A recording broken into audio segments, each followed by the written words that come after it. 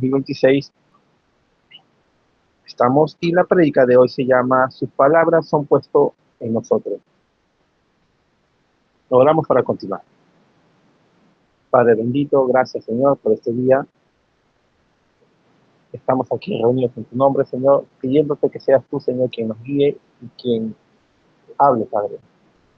Que tu palabra viene por revelación y por tu espíritu, que sea de esa forma como siempre ha sido, Padre. Separes al hombre, Señor, que solamente polvo, tierra, solamente un vaso, Señor, y conforme a tu voluntad sea hecho, Señor. Tu propósito sea dado conforme como tú lo has designado. Gracias, Señor, por mis hermanos que están aquí y los que escucharán también en la predica en su momento, en sus casas. Te agradezco, Señor, por todo en el nombre de Jesucristo, tu amado Hijo. Amén. El libro de Jeremías dice, ¿no? Y extendió Jehová su mano y tocó mi boca y me dijo, Jehová ha puesto mis palabras en tu boca. Ha puesto palabras mías en tu boca. Podemos encontrar que la Escritura en muchas ocasiones siempre declara que realmente Dios pone la palabra en la boca de sus profetas. No solamente en la boca de sus profetas, también en la boca de sus hijos, aún no siendo profetas. En determinadas circunstancias vamos a ver aquello. Que la palabra de Dios ha sido puesta, y si está puesto en alguien es que puede ser dicha, puede ser ejecutada y ser dicha y es más, cuando hay un propósito de parte del Señor en el cual quiere decir algo, no hay nada que pueda evitarlo en el cual no sea dicho aquello. Se dirá, aún podría el Señor levantar piedras y por las bocas de no creyentes el Señor puede manifestar algo que tiene que decir e igual se tendrá que dar. Y para contextualizar eso podemos ver en el libro también, en el libro de Números, un episodio bastante particular en el cual el Señor puso la palabra en la boca de un profeta desviado, que se había desviado del camino en el cual el Señor le había dicho que no vaya a determinado sitio, pero insistía, y al fin y al cabo, bueno, entre tanta insistencia, lo permitió, pero no era la voluntad de Dios. Pero podemos ver en el cual textualmente el profeta, en el caso de este es Balán, dice una palabra, mejor lo cito textualmente acá. Ya, miren, esperen un momento, número 23 para adelante. Voy a saltar algunos versículos, ¿ya? Para no demorar mucho. Entonces Balán dijo a Balac, constrúyeme aquí 7 altares y prepárame aquí 7 novillos y 7 carneros. Y Balac hizo tal como Balán le había dicho. Y Balán le ofrecieron un novillo y un carnero en el altar. Entonces Balán dijo a Balac, ponme junto al holocausto y yo iré. Quizás el Señor venga a mi encuentro y lo que me manifieste te lo haré saber. Y se fue a un cerro pelado, dice, ¿no? Dios salió al encuentro de Balán y le dijo, he preparado los 7 altares y he ofrecido un novillo y el carnero sobre cada altar. Y el Señor puso palabra en boca de Balán y le dijo, vuelve a Balac, así hablarás. Él entonces volvió a Balac y he aquí que estaba junto a su holocausto él y todos los jefes de Moab. Y comenzó su profecía y dijo, esta es la palabra que está declarando Balac desde ahora, de aquí para adelante, por mandato del Señor. El rey de Moab, desde los montes del oriente, ven y maldíceme a Jacob, ven y condena a Israel. ¿Cómo maldiciré a quien Dios no ha maldecido? ¿Cómo condenaré a quien el Señor no ha condenado? Porque porque desde la cumbre de las peñas lo veo y desde los montes lo observo. He aquí, es un pueblo que mora aparte y que no será contado entre las naciones. ¿Quién puede contar el polvo de Jacob y enumerar la 4ª parte de Israel? Muera yo la muerte de los rectos y sea mi fin como el suyo. Entonces Balac le dijo a Balaam: ¿qué has hecho? Te tomé para que maldicieras a tus enemigos, o sea, para que maldijera al pueblo de Israel, pero mira, los has bendecido. Y le respondió y dijo: no debo tener cuidado de hablar lo que el Señor pone en mi boca. Me detengo un momento acá. Ciertamente conocemos la historia de Balaam, pero en este episodio eh, Balac busca, por cuanto Balaam era profeta, declarar palabras de maldición para el pueblo de Israel. Y la declaración por palabra puesta del Señor en el profeta Balaam es: ¿cómo maldiciré a quien Dios no ha maldecido? ¿Cómo Dios puede maldecir a alguien que Dios está bendiciendo? Y esto calza perfectamente con respecto al creyente. Que ninguna maldición hay para el creyente, por cuanto es bendecido por parte del Señor. En Cristo estamos bendecidos. Las maldiciones no recaen sobre el creyente. ¿Por qué? Porque en Cristo tú estás bendecido. ¿Cómo el Señor puede maldecir a alguien que el Señor bendice? Porque si el Señor maldijera a sus hijos, a su pueblo, es como si estuviera maldiciendo a Cristo. Y como nosotros estamos en Cristo, entonces no hay maldición que recae sobre nosotros, sino por el contrario, las bendiciones, esas bendiciones levíticas que el Señor da, que puede encontrar en el Antiguo Testamento, son cumplidas para el creyente. Y las adicionales que encontramos en el Nuevo Testamento son cumplidas, son para nosotros. No puede caer maldición sobre nosotros. Lo que puede haber es de que en algún momento el cristiano, por X razón, por alguna ventana abierta, una puerta, una apertura que pueda dejar ahí, el enemigo pueda buscar filtrarse, pero ese es por la permisencia del creyente, pero no es por la maldición de Dios, sino por el contrario. Lo único que puede llegar sobre el creyente son bendiciones de parte de su Señor. Entonces, y sobre esto no puede hacer nada el maligno. Es más, volviendo al tema de Balaam, entonces, él supuestamente, por cuestiones de dinero, por cuestión de un profeta desviado, pero siguiendo el oficio de profeta como era Balaam, tenía que ser dicho esta palabra, y la que puso el Señor, la de bendición para el pueblo de Israel. Y esta declaración después la da Balaam, ¿no? Donde dice: ¿qué has hecho? O sea, me causa un poco de gracia esto porque, por así decirlo, ¿no? Parafraseando, lo contratan a Balaam para que maldiga acá y termina siendo totalmente lo opuesto. Y eso le incomoda a Balaam, pero es que no puede ser evitado ser dicho la palabra de Dios cuando está puesto sobre alguien que tiene que decirlo. Aún siendo en este caso de un profeta que está desviado, la palabra tenía que ser dicha y era la de bendición para el pueblo de Israel. Más adelante encontramos una segunda profecía, bueno, así lo narra en esta versión. Dice: entonces Balac dijo a Balaam: ¿qué has hecho? Te tomé para maldecir a mis enemigos, pero mira, lo has llenado de bendiciones. Es que esto es, ¿cómo se llama?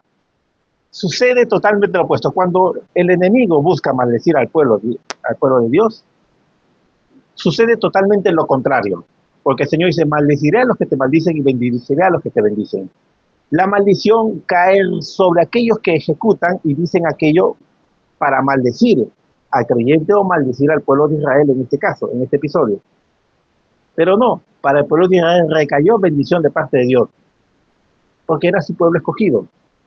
Entonces, de la misma forma para el creyente, las cosas que están, los decretos y otras cosas que están contra nosotros, supuestamente que tendrían que hacer efecto sobre nosotros, quedan, eh,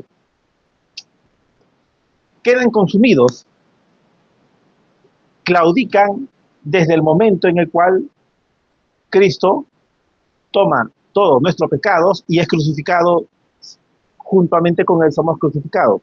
Entonces, todas estas cosas que supuestamente que tendrían que recaer sobre nosotros, ya no más. ya no tiene poder sobre nosotros, sino todo lo contrario. Aún así se levante un Balán en contra del pueblo de Dios,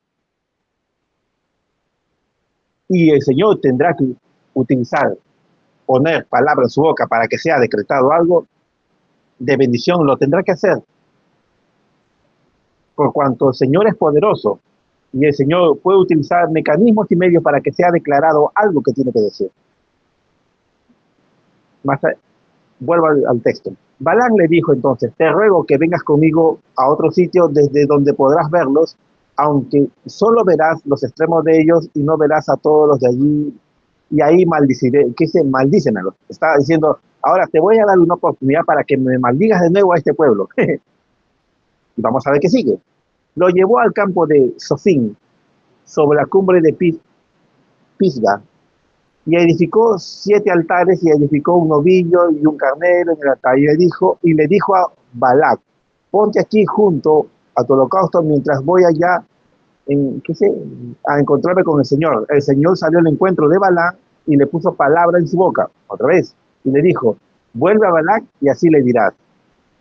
Y volvió Balac, y he aquí estaba en pie junto al holocausto, y los jefes de Moab con él. Y Balac le dijo, ¿qué ha dicho el Señor? Le pregunta. Y comenzó su profecía y dijo, levántate Balac y escucha, dame oído, hijo de Zippor. Dios no es hombre para que mienta, ni hijo de hombre para que se arrepienta. Lo ha dicho él y no lo hará. Ha hablado y no lo cumplirá. Detenemos acá un momento. Esta frase es bien común, que hemos escuchado muchas veces. Dios no es hombre para que mienta, ni hijo de hombre para que se arrepienta. Estas son palabras de parte del Señor puestas en la boca de un profeta que se había desviado, Balán. La palabra tenía que ser dicha a través de este profeta y se dijo, y se dijo. Y ciertamente nosotros sabemos que Dios no es hombre para que mienta, ni hijo de hombre para que se arrepienta. Entonces, esto nos pone en la posición, ¿en qué sentido al creyente? Pues que si es una promesa de parte de Dios o muchas de sus promesas, uno lo toma de esta forma, como dice, Dios no miente como el hombre, ni es un hijo y un hombre para que se arrepienta de lo que dice que va a hacer contigo. Él lo ha dicho, ¿y no lo hará? Por supuesto que sí. Cuando hay algo que tiene que ser dicho de parte del Señor para decirte, el Señor lo dirá. Entonces uno posiblemente puede decir esto, no, bueno, entonces el Señor sí lo hará, seguramente me lo dirá a través de una enseñanza o una prédica. Bueno, puede ser. Entonces de repente me lo revelará a través de un sueño, posiblemente. Entonces me lo dirá a través de la escritura, por supuesto que también puede. Entonces te lo podrá decir a través de un profeta que se desvió. Entonces ahí uno se frena y dice, ¿y qué de este precedente? No estoy diciendo de que realmente el Señor utilice a ellos que son boca de Dios.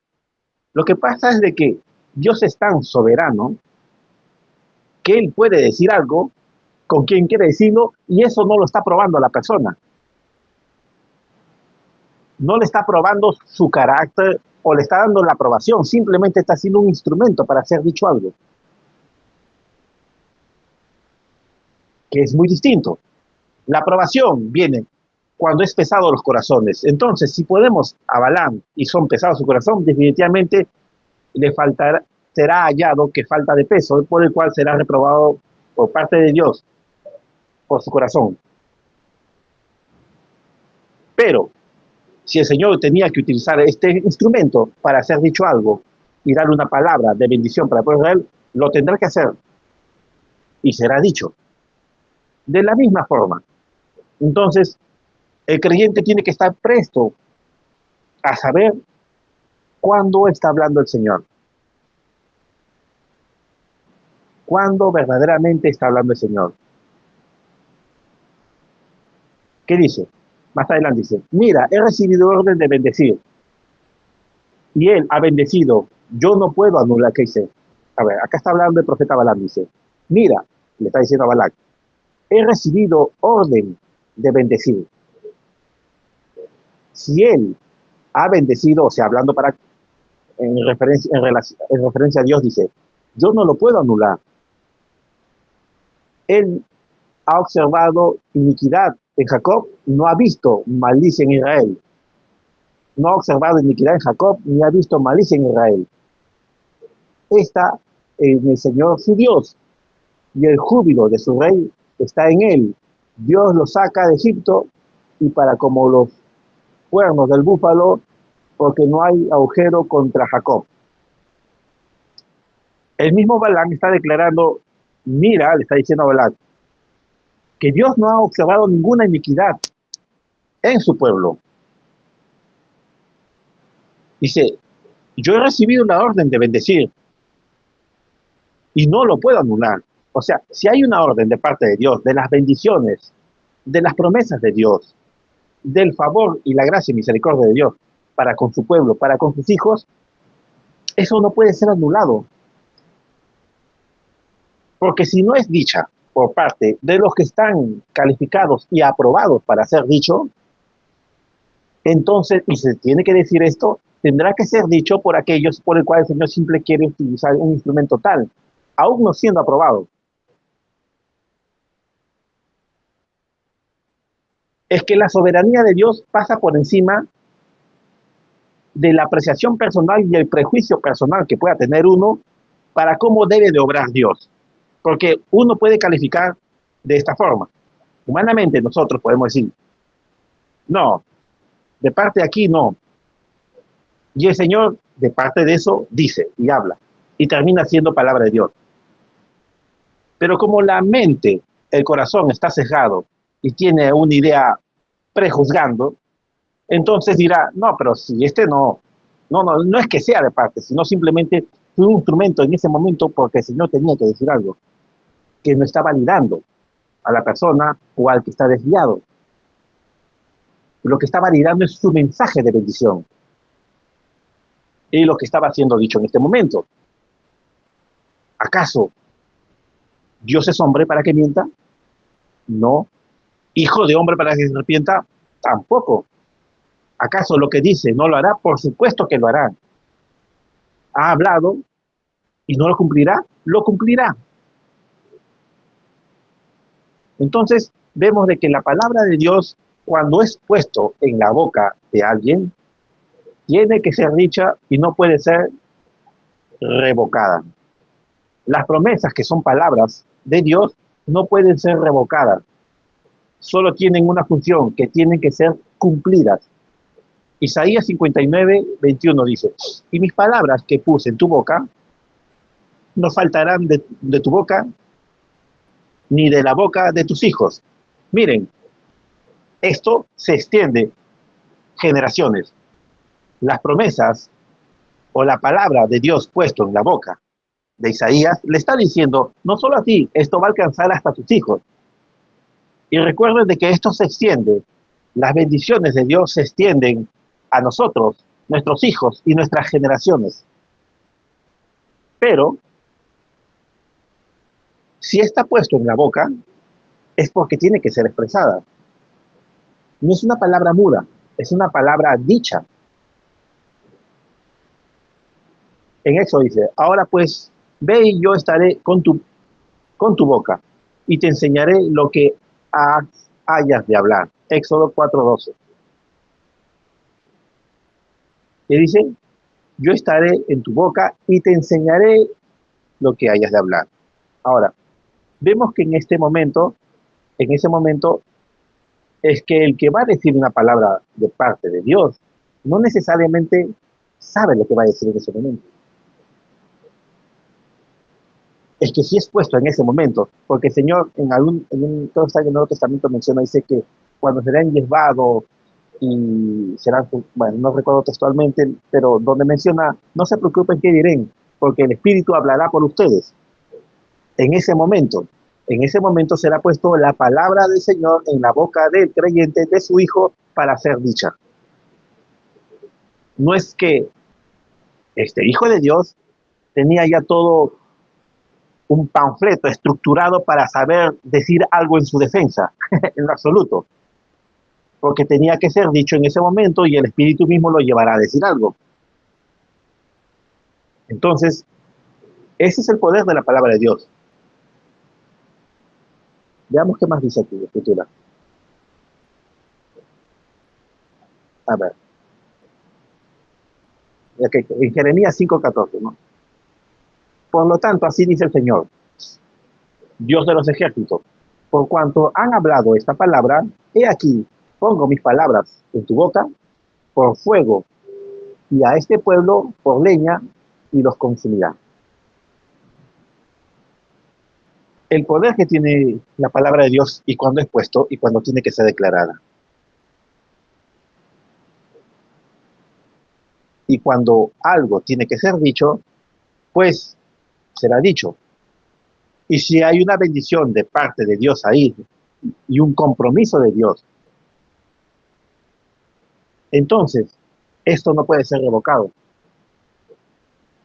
No hay nada que pueda revocar la palabra de Dios, que tenga mayor poder que aquello. Porque no dice, en un momento, Dios no es hombre para que mienta, ni hijo de hombre para que se arrepienta. Y así es. Su compromiso del juramento de la boca de Dios, por cuanto es Dios, por cuanto Él no miente, es el cumplimiento de su palabra. Sí o sí. Esto no puede ser revocada. Aún así, el maligno busque razones valiéndose de algún error cometido por parte del creyente, no te invalida el cumplimiento de la palabra en ti. No invalida el poder que se puede efectuar en uno. Porque fíjense, bajo este contexto, el pueblo de Israel estaba en tiempos de la ley, en los sacrificios continuos para limpieza. Fíjense, si el día de la expiación era anual, en Yom Kippur creo que se llama así, el día de la expiación, entonces en ese tramo, ese lapso, donde el pueblo cometía faltas y pecados y tenían que ser limpiados, y este holocausto, esta bendición de parte de Dios, fue dada en un momento antes del día de expiación, antes de la limpieza que llegue. Es como que, a ver, tú, antes que llegue supuestamente el día donde tienes que presentar el holocausto para que pueda ser limpiado, se lanza una maldición de condenación antes de que llegue ese momento. Por ende, está justamente en el momento en que está sucio, ¿no? Pero la bendición de Dios pasa por encima sobre toda circunstancia o todo episodio en el cual te puedas encontrar en tu vida. O sea, en cualquier episodio en el cual la falta que hayas cometido, no se valida la falta.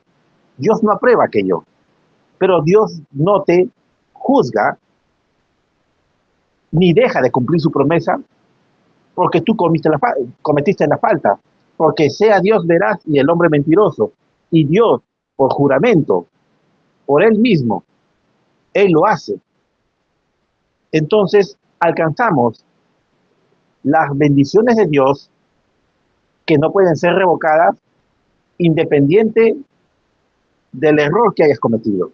Pues ese error tendrá que ser presentado al Señor en arrepentimiento. Y cuando es presentado, el Señor pues tira en el mar del olvido y borrón y cuenta nueva. No existió para él. Y es esto lo que más le desagrada al maligno, que los pecados pueden ser perdonados. Porque si fuera él, para él le conviene que todos sean perpetuos. Pero no. Grande es el Señor en amor y misericordia, que nos perdona una vez que lo entregamos y se lo presentamos. Entonces, la condenación no cae, como no cayó sobre el pueblo de Israel, tampoco cae sobre el creyente. Por supuesto que no. Lo que uno siembra cosecha, porque es una ley de Dios. Pero aún así, en esa cosecha de esa siembra del error, nunca llegamos a alcanzar como debiera de ser la cosecha. Porque recuerden, cuando uno siembra, la cosecha siempre es más que la siembra. Porque cuando siembras una semilla, no tienes una semilla de fruto, tienes miles y miles de frutos de la semilla expresado a través del árbol. Por consiguiente, las faltas cometidas por el creyente no cosecha aquello, por cuanto su gracia de Dios está sobre nosotros a través del amado, su Hijo, no cosechamos eso. Justamente por eso, porque la gracia está por encima de todo esto. No hay nada que pase la gracia. Donde abunda el pecado, sobreabunda la gracia. Entonces, ¿qué? Estamos libres totalmente.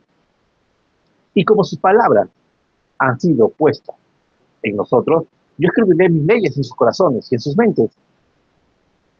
Mis palabras están en su boca. Tienen que ser expresados.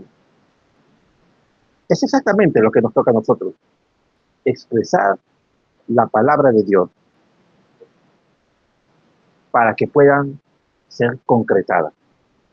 Si la tienes en tu mente y la sabes, perfecto. La tienes en tu corazón como deseo, bien.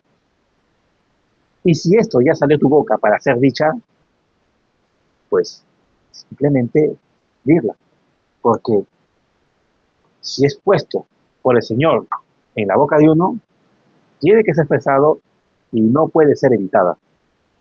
Y como su palabra nunca regresa vacía, cumplirá el propósito por el cual el Señor la puso en la boca de su Hijo. Hermanos, reflexionemos sobre este tema y vemos, pueden ver en el libro de Jeremías, hay varios textos donde hablan de, en el Antiguo Testamento hay varios, que la palabra de Dios es puesta en la boca y esto para reafirmar más lo que el Señor hace y lo que tenemos que decir nosotros, porque ya está en nosotros. Que el Señor los bendiga, hermano. Un abrazo. Oramos para poder concluir el servicio. Padre bendito, gracias, Señor. Gracias por tu palabra. Conforme a ese propósito que te ha enviado, Señor, se ha hecho en nosotros. Gracias, Señor, por tu amado Hijo que hizo posible, en el cual podamos alcanzar gracia y misericordia, y nada de parte de malignos nos puede alcanzar, por cuanto estamos en bendición de parte tuya y no en maldición. Y como estamos en bendición, creemos que es así, y te pedimos, Señor, que seas tú quien lo manifieste a través de tu Espíritu en cada corazón de tus hijos. Gracias, Señor, también por los diezmos y ofrendas de tu pueblo. Bendice, Señor, a tu pueblo. Te agradecemos por el dador alegre. Te agradecemos, Señor, porque el sustento siempre está en tu pueblo. Pueden que pase unos tiempos difíciles, pero todo son transitorios, porque en ti estamos completos y nunca falta nada, porque tú estás pendiente de cada uno de nosotros. Bendice a cada uno, Señor, a tu siervo, Señor, de esta congregación, a pastores, a tu familia, a mis hermanos que están escuchando la prédica, los que tienen algún malestar, fastidio o algo, que tu mano, Señor, sea sobre ellos, Señor, y sean restaurados de salud, porque los malestares no vienen de parte tuya, sino por el contrario, las bendiciones y la salud. Eso es tuyo. Tomamos de aquello, Señor, sé tú en cada hijo tuyo y en sus familias que alcancen también redención para cada uno. Gracias, Señor, en el nombre de Cristo. Amado Hijo,